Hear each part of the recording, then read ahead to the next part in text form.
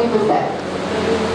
ఇప్పుడు మనకి కళ్ళు ఎదుర్కొంటే నిన్న ఈ వారం అంతా వచ్చిన వార్తలు మీరు అందరం కలిసి మెలిసి ఉండడంలో తప్పేమున్నది? ఇంతకాలం మనం కలిసి మెలిసి ఉంటానేమా? ఒక క్రికెట్ టీం ఉంటుంది. క్రికెట్ టీంలో జహీర్ బౌలింగ్ చేస్తాడు, షమీ బౌలింగ్ చేస్తాడు, ఇంకొక కోహ్లీ బ్యాటింగ్ చేస్తాడు. అందరు కలిసి ఆడితే గెలుస్తారా? ఒక హిందువులే ఆడితే గెలుస్తారా చెప్పండి? లేదా ముస్లింలే ఆడితే గెలుస్తారా? ఒక టీంలో అందరు ఉంటే గెలుస్తారు. ఒక హిందూ సినిమా తీస్తాడు, హిందీ సినిమా, మొహమ్మద్ రఫీ పాట పెట్టాలా పెట్టడా? తెలుసా ఉంటుంది. లేదు ఒక తమిళ సినిమా తీస్తాడు, ఏఆర్ రెహమాన్ సంగీతం ఇవ్వాలా అయిపోతా ఇస్తారు. ఇదేంటి భారతదేశం అంటే? భారతదేశం అంటే ఇది రంగుల రంగుల రంగుల దేశం. ఇది కలర్ఫుల్ కంట్రీ, కలర్ఫుల్ కంట్రీ. ఇక్కడ గులాబీ పూలు ఉంటాయి, ఇక్కడ మల్లె పూలు ఉంటాయి, ఇక్కడ బంతి పూలు ఉంటాయి, ఇక్కడ హిందువులు ఉంటారు, ముస్లింలు ఉంటారు, క్రిస్టియన్లు ఉంటారు. అందులో మాలో మాకు ఏం భేదం లేదు. ముగ్గుల మీద గులాల మీద చేసుకొని పోతాం. అరే మా ఇంట్లో పెళ్ళైతే ఎంతో మంది మా ముస్లిం ఫ్రెండ్స్ వస్తారు. ముస్లిం ఇంట్లో దావతి మేము పోతామా పోతాం కదా. ఈ ఎక్కడ ఉంది భేదం? ఎందుకు తీసుకొస్తున్నారు భేదము? ఏదైతే గత భేదం తీసుకొస్తున్నారో అదే దేశానికి అత్యంత ప్రమాదకరం. అత్యంత ప్రమాదకరం, అత్యంత ప్రమాదకరం. అంటే మిత్రులారా, ప్రపంచంలో జరిగిన యుద్ధాల చరిత్ర చూడండి, లేదా మత కాండోళన జరిగినటువంటి ఒక సంఘటన చూడండి. మత యుద్ధాలలో ఎంతమంది చనిపోయారో దయచేసి ఆలోచించండి. ఈరోజు కలిసిమెలిసి ఉంటున్నాం, కలిసిమెలిసి ఎన్నో గేమ్లు ఆడుకుంటున్నాం. స్కూల్లో మన పిల్లలు కలిసిమెలిసి చదువుకుంటారు, కాలేజీలో మన పిల్లలు కలిసిమెలిసి చదువుకుంటారు. ఒక సినిమాకి అందరు పోతారు, హిందువులు పోతారు, ముస్లింలు పోతారు, క్రిస్టియన్లు పోతారు. కానీ ఇవాళ ఈ బీజేపీ వాళ్ళు, ఆర్ఎస్ఎస్ వాళ్ళు ఏదైతే విషయం నాటుతున్నారో, ఏదైతే దేశం పెంచుతున్నారో, ఏదైతే ఫలానా ముస్లింస్ కారణం అని చెప్తున్నారో, చాలా మంది యువకులలో భేదం వస్తే రేపు ఏం జరుగుతుంది భారతదేశానికి? ఒక భారతదేశం మణిపూర్ అవుతుంది, నిప్పు కుప్పటి అవుతున్నది. అది కావాలా మన దేశానికి? అది దేశానికి అభివృద్ధి? అది 80% కాదు. భుజం చేసి ఉంటేనే భారతదేశం ఐకమత్యం కావాలా? భారతదేశానికి ఐకమత్యం కావాలా? ఐక్యంగా ఉన్నప్పుడు మనం ఏదైనా సాధించగలుగుతాం. బ్రిటిష్ వారికి వ్యతిరేకంగా హిందువులు, ముస్లింలు అందరూ కలిసి ఐక్యంగా పోరాడారు. ఎంతో మంది ముస్లిం షహీద్ అయినారు, ప్రాణాలిచ్చారు. ఎంతో మంది బ్రిటిష్ వారికి వ్యతిరేకంగా పోరాడారు. ఆజాద్ హింద్ ఫౌజ్లో నేతాజీ సుభాష్ చంద్రబోస్ పెట్టినటువంటి ఆజాద్ హింద్ ఫౌజ్లో ఎంతో మంది ముస్లింస్ కమాండర్స్ గా పనిచేస్తారు. జర్మన్ తీసుకెళ్ళింది ముస్లిం ఫ్రెండ్స్ తన యొక్క ఆర్థికంగా సహాయం చేసింది ముస్లిం ఫ్రెండ్స్ ఎంతో మంది సుభాష్ చంద్రబోస్ కు. మరి అట్లా అందరం కలిసి అప్పుడు ఉన్నాం కాబట్టి బ్రిటిష్ వారిని పంపించగలిగినాం. ఒక కులం వాళ్ళే చేస్తే అవుతుందా? ఒక జాతి వాళ్ళే చేస్తే అవుతుందా ఎక్కడైనా? మరి ఒక బాటలు పట్టుకోవాలంటే ఈ 5 ఏళ్ళు బలంగా ఉంటే బాటలు పట్టుకోవచ్చు. ఇళ్ళకెళ్ళి ఒక్క ఏం లేకపోయినా, ఒక్క వేలు లేకపోయినా కూడా ఒక వస్తువులు గట్టి పట్టుకో వస్తుందా మనకు? మనం ఆలోచించండి, మీరు ఆలోచించండి. కాబట్టి మిత్రులారా, ఈరోజు రాజ్యాంగం, భారతదేశం యొక్క రాజ్యాంగం ఎంతో ఆలోచించి రాసినటువంటి రాజ్యాంగం. బాబాసాహెబ్ అంబేద్కర్ లాంటి వాళ్ళు ఈ సమాజంలో తర్వాత ఇక్కడ ఉండే మనువాదం యొక్క ప్రమాదాన్ని గుర్తించిన తర్వాత, ఈ మనువాదం సమాజంలో ఎంత నష్టాన్ని తీసుకొచ్చిందో ఆలోచించిన తర్వాత 100 సంవత్సరాలుగా, 1000 సంవత్సరాలుగా కొన్ని కులాలకు అంటరాని కులాలుగా చూసింది ఈ యొక్క మనువాదం. కొన్ని కులాలకు ఇంకే అర్హులు కాదని చెప్పింది ఈ యొక్క మనువాదం. చదువుకోవద్దట, స్త్రీలు చదువుకోవద్దట.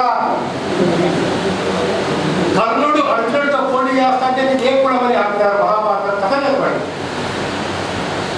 ఏకలవ్యుడు అర్జునుడితో యుద్ధం చేస్తా అంటే నీకు ఏ కులం అని చెప్పేసి ఇవాళ చదువు కూడా నేర్పించడానికి నియంత్రించిన పరిస్థితులు. ఇవాళ బాబాసాహెబ్ అంబేద్కర్ వల్ల, రాజ్యాంగం హక్కులు కల్పించడం వల్ల అన్ని కులాల వాళ్ళని చదువుకోగలుగుతున్నారు. అన్ని కులాల వాళ్ళు అన్ని రంగాల్లో ముందుకు పోవడానికి అవకాశాలు ఈ యొక్క రాజ్యాంగం కల్పించింది. ప్రతి ఒక్కరికి సమానమైన భారతదేశంలో చెప్తా ఉన్నాం. మొట్టమొదటి విద్యను కూడా ప్రభుత్వ విద్య ద్వారా అందరికీ విద్య ఇవ్వాలనే ఆలోచన వచ్చేసింది. కొన్ని గవర్నమెంట్ స్కూల్స్ వచ్చినాయి, గవర్నమెంట్ కాలేజీలు వచ్చినాయి. కానీ ఇవాళ ఏం ఆలోచిస్తున్నారంటే విద్యను సామాన్యుడికి దూరం చేయాలా, విద్యను గరీబులకు దూరం చేయాలా, విద్యను మైనారిటీలకు దూరం చేయాలా. లాస్ట్ ఇయర్ బడ్జెట్ చూడండి, సెంట్రల్లో కానీ ఇక్కడ మైనారిటీ ఎడ్యుకేషన్ కోసం 281 కోట్లు కేటాయిస్తే ఒక్క రూపాయి కూడా ఖర్చు పెట్టలేదు. అందులో బీసీ పిల్లలకి ఇచ్చే స్కాలర్షిప్ తగ్గించారు. ఎడ్యుకేషన్ మీద ప్రపంచంలో అనేక దేశాలు 15%, 20%, 25% కేటాయిస్తే చాలా దేశాల్లో పిల్లల చదువు గురించి మన బాధ లేదు. అక్కడ గవర్నమెంటే పెట్టుకుంటారు. మీరు కేజీ వరకు చదివినా, పీజీ వరకు చదివినా, ఎంబీబీఎస్ చదివినా, ఇంజనీరింగ్ చదివినా తల్లిదండ్రులకు పిల్లల చదువు గురించి ఏ బాధ లేదు. అదేవిధంగా ఆరోగ్యం గురించినటువంటి ఒక చింత కూడా చాలా దేశాల్లో లేదు. హెల్త్ కేర్ టోటల్ గవర్నమెంట్ తీసుకుంటుంది. టోటల్ మెడికల్ ఫెసిలిటీస్ గవర్నమెంట్ ఇస్తుంది. భారత రాజ్యాంగం కాన్స్టిట్యూషన్ యొక్క విలువల్లో మనం ఏమేమి చెప్పుకున్నామంటే పౌరుల యొక్క ఆరోగ్యాన్ని పెంపొందింపజేయాలి, లివింగ్ స్టాండర్డ్ పెంపొందింపజేయాలి, అంటే జీవన పరిస్థితులు మెరుగుపరచాలా. బాల కార్మికులు ఉండదు భారతదేశంలో. ఇవన్నీ మనం రాజ్యాంగం చెప్పుకుంటాం, రాజ్యాంగం ఆశించింది. కానీ ఇవాళ భారతదేశంలో మొన్న తీసుకున్నటువంటి కొన్ని లెక్కల ప్రకారం కనుక చూస్తే ఇప్పటికీ మన దేశంలో వేలాది మంది, వందలాది మంది చదువుకు దూరం అవుతున్నారు. ఈరోజు కూడా భారతదేశంలో 14 నుంచి 18 సంవత్సరాల పిల్లల్లో 22% మంది అవుట్ ఆఫ్ స్కూల్. అంటే 9th క్లాస్ తర్వాత తెలియని పిల్లలు చాలా మంది పేదవాళ్ళ పిల్లలు 10th క్లాస్ తర్వాత బయట చదువుతలేరు అని గుర్తుపెట్టుకోవాలని అన్నారు. అదేవిధంగా 17 సంవత్సరాల నుంచి 18 సంవత్సరాలు లోపల ఉన్నటువంటి పిల్లల లోపల 40% మంది పిల్లలు ఏ కాలేజీలో చదువుతలేదు. అంటే ఇంటర్ తర్వాత 40% మంది పేదవాళ్ళ పిల్లలు, అంటే మొత్తం పిల్లలు 40% మంది పిల్లల్లో ఇవాళ ఎడ్యుకేషన్ క్లోజ్ అవుతుంది. అంటే ఉదాహరణకు 1వ క్లాస్లో 100 మంది చేరితే, 1వ క్లాస్లో 100 మంది చేరితే 10th రాగానే దాదాపు 25% అందులో నుంచి, అంటే 75% మంది పైకి ఇస్తున్నారు. ఇట్లా వెళ్ళిన వాళ్ళలో ఇంకొక 20% మంది, 30% మంది ఇంటర్ తర్వాత మానేస్తున్నారు. ఇది ఒక విద్యా పరిస్థితి భారతదేశం. మరి ఉద్యోగాల పరిస్థితి ఏంటిది? మోడీ గారు చెప్పారు 2 కోట్లు ఇస్తా ఉద్యోగాలు. ఎంతమందికి ఇచ్చారు? ఎక్కడ ఇచ్చారు ఉద్యోగాలు? నిజంగా ఉద్యోగాలు పెరిగినాయా, ఉద్యోగాలు తగ్గినాయా? ఒక్క లెక్క చేయండి. అందరికీ చదువుకున్న వాళ్ళు చాలా మంది తెలుసు. 2018లో ఎంతమంది ఉద్యోగులు ఉండేవాళ్ళు, ఈరోజు ఎంతమంది ఉన్నారు? ఎల్ఐసిలో ఎంతమంది ఉండేవారు, ఇప్పుడు ఎంత ఉన్నారు? బ్యాంకుల్లో ఎంతమంది ఉండేవారు, ఇప్పుడు ఎంత ఉన్నారు? క్రమంగా తగ్గుతున్నారు. రిక్రూట్మెంట్ ఉందా? మిలిటరీలో కూడా ఏమైనా రిక్రూట్మెంట్ తక్కువ చేస్తున్నారు. మిలిటరీలో కూడా ఏంటిదా? అరే మిలిటరీలో చేరితే ఒకసారి యుద్ధంలో సైన్యంలో చేరితే నాకు లైఫ్ బాగుంటుందని ఆలోచించేవారు కదా. ఒక సెక్యూరిటీ ఉంటుంది, 10 ఏళ్ళు అక్కడ చేసి వస్తే భూములు ఇస్తారు గవర్నమెంట్, సెక్యూరిటీ ఉంటుంది, 15 చేస్తారు. ఇవాళ ఏం చేశారు? 4 నెలల సర్వీస్ అంట, మిలిటరీ సర్వీస్ 4 years. మన ఇంటికి వాళ్ళు 4 years తర్వాత అంటే ప్రైమ్ ఏజ్లో 19 నుంచి 18 నుంచి 22 వరకు వాడికి 4 ఏళ్ళలో ట్రైనింగ్ ఎక్కువ ఉంటుంది. బార్డర్ ఎట్లా పోతాడు, ఎట్లా యుద్ధం చేస్తాడు, ఎన్నేళ్ళు ట్రైనింగ్ తర్వాత బార్డర్ పంపిస్తావు, ఇది మాట్లాడుతున్న విషయం. కాబట్టి మిత్రుల చాలా అత్యంత ప్రమాదకరమైన పరిస్థితుల్లో మన భారతదేశం ఉంది. ఇక నీతి అవినీతి వాటి గురించి ఒక్కొక్క వ్యవస్థను మీరు క్రమంగా నాశనం చేస్తున్నారు. ఒక్కొక్క ఇన్స్టిట్యూషన్ ఎలక్షన్స్ ఎవరు నిర్వహించాలా? ఎన్నికల కమిషన్ వాళ్ళు నిర్వహించాలి. ఎన్నికల కమిషన్ వాళ్ళు స్ట్రిక్ట్గా ఉంటే కొంచెం తగ్గుతుంది భారం. పిచ్చడంగా డబ్బులు వచ్చడం, గుణం ఉపయోగించడం అని మొన్న ఇక్కడి నుంచి పోటీ చేసి ఒక అబ్బాయి చెప్తాడు, సిగ్గుండాల వాడికి, రాజ్యాంగం నిలవాల వాడికి నేనట హిందువుల ప్రతినిధినే అంటాడు వాడు. నేను హిందువుల ప్రతినిధిగా పోటీ చేస్తున్నాడు. అసలు ఎలక్షన్ కమిషన్ అనర్హులుగా డిక్లేర్ చేయాలా? మీరు అప్లికేషన్ పంపించారు. యాక్చువల్గా నేను హిందువుల ప్రతినిధి అనే చెప్పిన వ్యక్తి ఎట్లా క్యాండిడేట్ అవుతాడు? ఎందుకంటే రాజ్యాంగంలో ప్రతి ఒక్క వ్యక్తి ఎమ్మెల్యే ఎంపీ అయిన వాడు రాజ్యాంగంగా ప్రమాణం చేయాలా? ఏమని? నేను కులము మతము జాతి భేదం లేకుండా భారతదేశానికి ప్రాతినిధ్యం వహిస్తుందని చెప్పాలా? నేను హిందువులకే ప్రాతినిధ్యం అయ్యేవాడు ఎంత ఎట్లా అవుతాడు అనేటటువంటిది చాలా ముఖ్యమైనటువంటి సమస్య. కాబట్టి మిత్రులారా, మరొక ముఖ్యమైన విషయం ఏంటంటే ఎన్నికల కమిషన్ని ఎన్నుకునే పద్ధతి ఒకటి ఉంటుంది. ఇదివరకు ఎలా ఉండేది? ప్రధానమంత్రి, opposition party leader, chief justice of India ముగ్గురు కలిసి నిర్ణయం చేసేవారు. ఎవరికైనా మెజారిటీ ఉందా ఈ కమిటీలో? ఎవరికి మెజారిటీ లేదు. ప్రధానమంత్రి చెప్పిన దాన్ని అపోజిషన్ నాయకుడు కాదనొచ్చు, అపోజిషన్ నాయకుడు చెప్పిన దాన్ని ప్రధానమంత్రి కాదనొచ్చు. వాళ్ళిద్దరు ఈక్వల్ అవుతారు. ఈక్వల్ అయినప్పుడు చీఫ్ జస్టిస్ మాట నెగ్గుతుంది. అక్కడ వీలైనంత వరకు చీఫ్ జస్టిస్ మీద చాలా బాధ్యత ఉంటుంది. ఒక ప్రధాన న్యాయమూర్తిగా అన్ని పరిశీలించి చెప్పాలా. అలాంటి వాళ్ళని ఎలక్షన్ కమిషనర్స్గా నియమించేవారు. ఇప్పుడు ఈ ప్రపంచ నాయకుడు, ఈ మత నాయకుడు ఎంత పెద్ద ద్రోహం చేశాడు భారతదేశానికి అంటే ఎన్నికల కమిషన్లను నియమించేటటువంటి ఒక పద్ధతి మార్చేశాడు. ఇప్పుడు ఎవరున్నారు కమిటీలో? ప్రధానమంత్రి, అపోజిషన్ పార్టీ లీడర్, క్యాబినెట్లో ప్రధానమంత్రి చెప్పిన వ్యక్తి, సెలెక్ట్ చేసినటువంటి వ్యక్తి. ఏమైంది ఇప్పుడు? ఇద్దరు బీజేపీ వాళ్ళు, ఒక opposition party leader. So election commission ఎవరిది అయిపోయింది? ఇప్పుడు బీజేపీ అయిపోయింది. ఎలక్షన్ కమిషనర్ బీజేపీ అయిపోతే ఈవీఎంలు ఎక్కడున్నాయి? ఏమైనా మిస్సింగ్ అయినాయా? ఈవీఎంల పనితీరు ఎట్లా ఉంది? ఎవరికి ఇవన్నీ చేయాలి? ఇవాళ ఒక రకంగా చెప్పాలంటే సుప్రీంకోర్టు ధన్యవాదాలు చెప్పాలా? సుప్రీంకోర్టు ఏమంటుందంటే మేము అది ఈవీ ప్యాడ్ అంటారు కదా, వీవీప్యాడ్ను మేము కౌంట్ చేసేటటువంటి విధంగా ప్రతి మిషన్ లోపల ఉండాలా అనేటటువంటి డైరెక్షన్స్ వాళ్ళు ఇస్తా ఉన్నారు. కొంత ప్రజాస్వామ్యానికి రక్షణ దొరుకుతుందని చెప్పేసి మేము ఆశిస్తున్నాం దీనివల్ల. కాబట్టి ఏంటంటే ఎలక్షన్ కమిషన్ పోయి అసలు ఇవ్వకన్నా నిర్వహిస్తున్నారా? ఇవాళ నేను పేపర్ చూసిన తర్వాత చాలా ఆశ్చర్యం కలిగింది, చాలా ఇబ్బంది కూడా కలిగింది.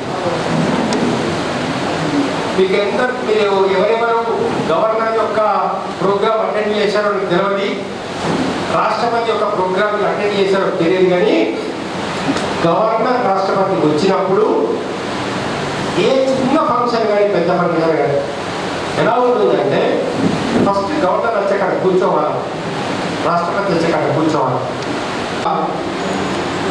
రాష్ట్రపతి ద్రౌపది ముర్ము అద్వాని గారికి ఇప్పుడు ఏం జరిగింది? అద్వాని గారు కూర్చున్నారు. పక్క కుర్చీలో ఎవరు మన మోడీ గారు కూర్చున్నారు. ప్రెసిడెంట్ నేను గొడవలాన్ని నన్ను మించిన లేడు ప్రపంచంలో అని మోడీ చెప్పదలుచుకున్నాడు. ఈ అహంకారం రాష్ట్రపతికే రెస్పెక్ట్ ఇవ్వకపోతే, ఒక మహిళగా రెస్పెక్ట్ ఇవ్వకపోతే జీవితం చూసే తెలుస్తుంది. సరగంగా చెప్పాలంటే ఎందుకు విలువలేదు అంటే అక్కడ చూడండి అడ్డపడుతుందా? ఎవరు మంత్రదండం పట్టుకోవాలా, ఎవరు పూజలు చేయాలా, వేరే కులాల వాళ్ళు చెయ్యదా అనేటటువంటి అన్ని కులాల వాళ్ళని మతాల వాళ్ళని అన్నదమ్ములుగా కలిసి ఉండేవాళ్ళు మనకి కావాలి. అదేవిధంగా దేశభక్తి నేను చెప్పదలుచుకున్నటువంటి 90% వివరాలన్నీ కూడా అబ్బాస్ గారు మహమ్మద్ గారు చెప్పేసినారు. నేను ఒక్క విషయం చెప్తాను. ఇలా డ్రోన్స్ పర్చేజ్ చేస్తాను.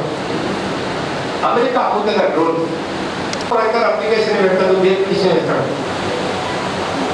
లిక్కర్ స్కామ్ కేసులో శరత్ చంద్రారెడ్డికి బెయిల్ ఇవ్వాలంటే సిబిఐ వాళ్ళు నిలబడి ఈడీ వాళ్ళు ఇవ్వండి బెయిల్ ఇవ్వండి మాకు, ఆ రికార్డు కోర్టు రికార్డులో ఉంది, ఇవ్వండి బెయిల్ మాకు అభ్యంతరం లేదు అంటారు. బెయిల్ ఇస్తారు. ఇప్పుడు మాట్లాడు శరత్ చంద్రారెడ్డి బయటకు వస్తాడు.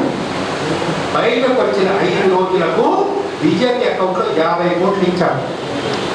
స్కామ్ కేసు నుంచి శరత్ చంద్రని తప్పించడానికి 55 కోట్లు బీజేపీ తీసుకున్నదా తీసుకోలేదా ఎంక్వైరీ చేయించండి.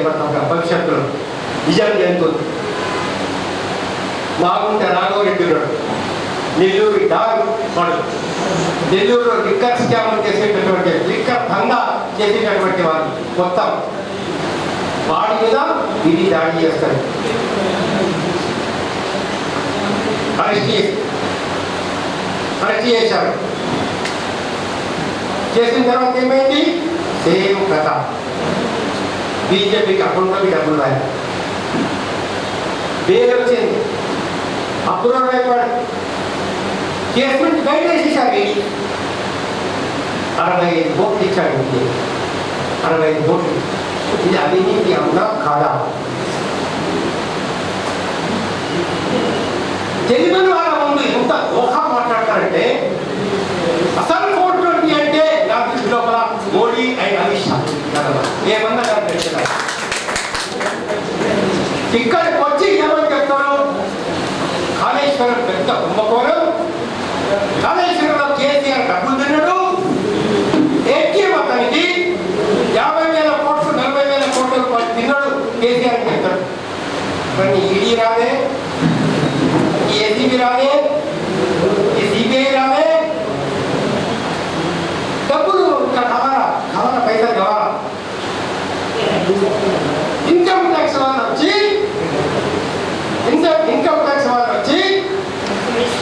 కృష్ణారెడ్డి, మెగా కృష్ణారెడ్డి అట, ఆయన్ని దాడి చేస్తాడు. ఏంటిది? డబ్బులు ఇస్తావా? నీ కాళేశ్వరం ఎంక్వైరీ చేయమంటావా? చెప్పలేదు. 670 కోట్లని 670 crores అనుకుంటారు. 670 కోట్లు మెగా కృష్ణారెడ్డి అకౌంట్ నుంచి ఎలక్ట్రానిక్ బాండ్స్ పర్చేజ్ చేసి ఇది బీజేపీకి ఇచ్చింది. లెక్క లేకుండా ఎన్నికలు ఇప్పించాడు గవర్నమెంట్ లీడర్స్. ఇవాళ అతనికి కేసుకున్నారు. ఇంతటి పచ్చి అవినీతి, ఇంతటి పచ్చి కరప్షన్ ఇవాళ మనం యూత్ వివరించాలి అనుకుంటున్నాము. ప్రతి ఒక్క వ్యక్తికి చెప్పాల్సిన అవసరం ఉంది. లక్షల మంది రైతులు ఆత్మహత్య చేసుకుంటున్నారు. యూత్కు జాబ్స్ లేవు. ఇవాళ ఎడ్యుకేషన్ టోటల్ కమర్షియల్ అయిపోయింది. విద్య, వైద్యం, కార్పొరేట్ హాస్పిటల్ దోపిడీ పెరుగుతున్నారు. ఈ వ్యవస్థ నుంచి మనం మార్గం దారి రావాలంటే ఉచిత విద్య, ఉచిత వైద్యం, రైతులకు గిట్టుబాటు ధర, ఒక మంచి సమాజం, ఒక సెక్యులర్ వాల్యూస్ కాపాడే సమాజం, డెమోక్రసీని కాపాడే సమాజం కావాలి. మనకి కావాలంటే ప్రజల ఆలోచనలో మార్పు రావాలి. ఎవరు ఏ పెట్టినది మనం తెలుసుకోలేకపోతున్నాం. ఎవరు ఈ దేశ సంపద పెంచడానికి ప్రధాన కారణం తెలుసుకోలేకపోతున్నారు. రైతులు, కష్టపడే వాళ్ళు, మధ్యతరగతి వాళ్ళు, వీళ్ళు పనిచేస్తే కదా దేశ సంపద పెరుగుతుంది. అదాని అమ్మాయి కుటుంబ సభ్యులు పనిచేస్తే దేశ సంపద పెరుగుతుందా? పెరుగుతున్న కార్పొరేట్ వాళ్ళ ఇంటి వాళ్ళు పనిచేస్తే దేశ సంపద పెరుగుతుందా?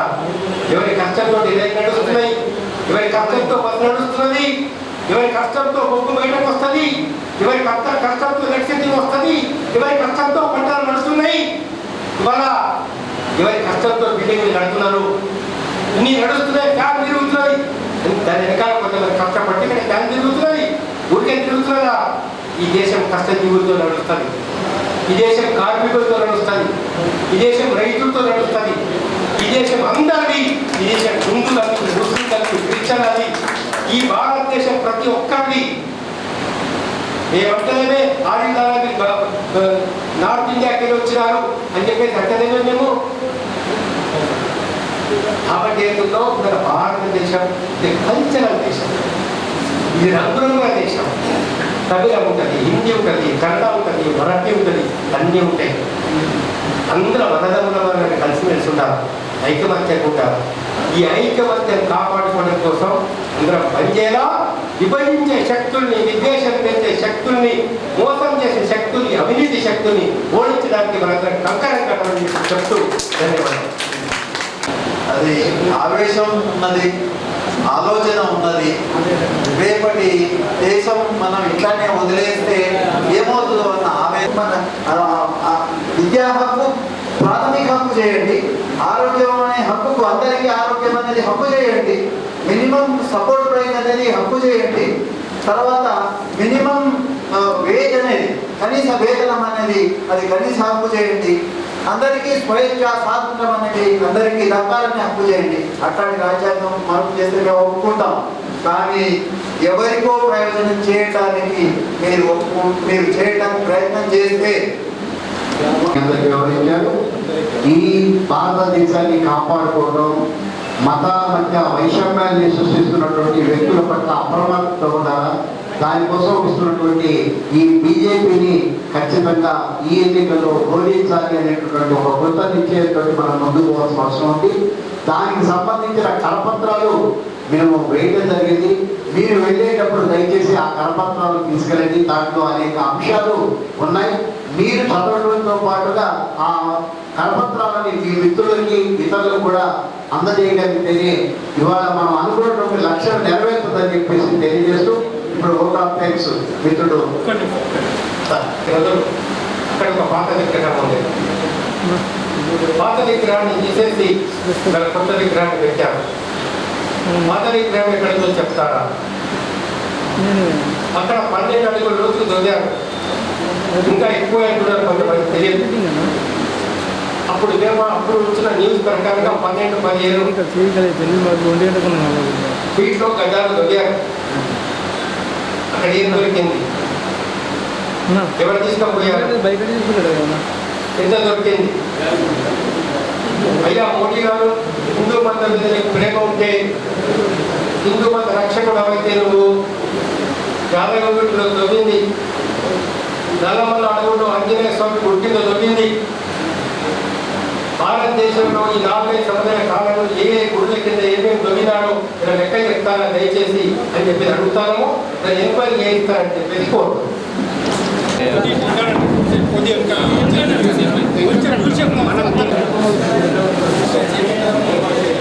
నిజామాబాద్ జిల్లా చేసిన సన్మానం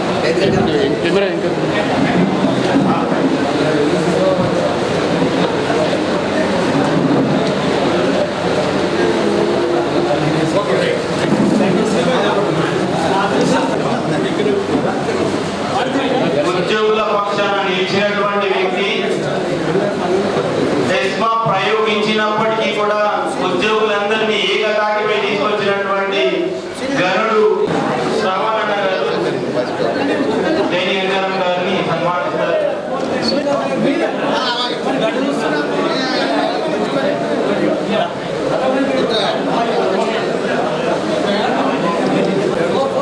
కూచమ్మగల్లి మాల సంఘం అధ్యక్షుడు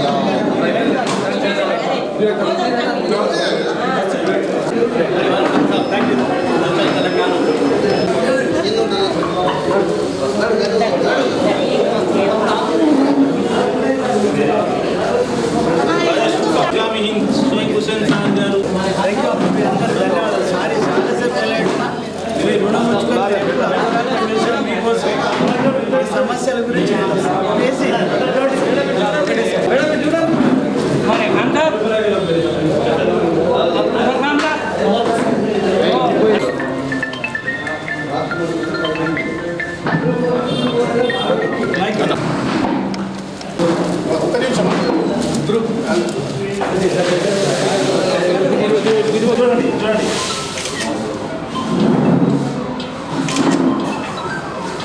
రైట్